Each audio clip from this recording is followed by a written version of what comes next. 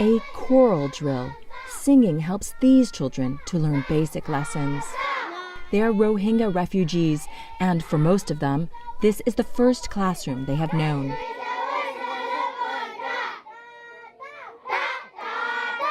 "29 out of the 40 here, aged 6 to 11, never went to school in Myanmar. Only now, in exile in Bangladesh, is that changing. 120 learning centers supported by UNHCR have been set up in the Kutupalong settlement, home to around 700,000 refugees. Students learn math and English, and also Burmese, the official language of Myanmar, preparing for that time when they may be able to go home.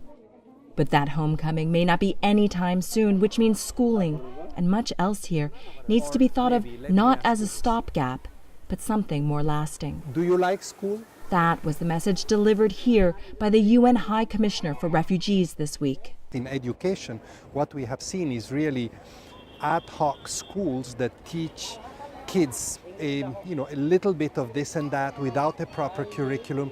That's not proper education. So if we don't structure that properly in a manner that is standardized and offers proper curriculum to all children, primary and secondary, you really risk losing big time on a generation of children. Education is one of the main sectors that the UN, working with the World Bank, is focusing on in a push to look beyond day-to-day needs. The president of the World Bank joined the refugee chief and the UN Secretary General in the visit to the Rohingyas, making an unprecedented pledge to fund development solutions here for both refugees and the communities that host them. The World Bank has already allocated 480 million in grant money to Bangladesh to improve the conditions of the camps here, but also of the local communities, and really step up the assistance from purely humanitarian and day-to-day to medium-term and developmental. Another priority for these funds, healthcare. Centers like this one, run by UN agencies and NGOs, are delivering frontline medical services to women, men, and children. Infrastructure, too, is at the top of the UN and World Bank agenda, putting sanitation, roadworks, and durable shelter on an already packed priority list. But this is still an emergency situation, with monsoon rains beating down on the Rohingya settlements, causing landslides and flooding. Urgent measures are still sorely needed.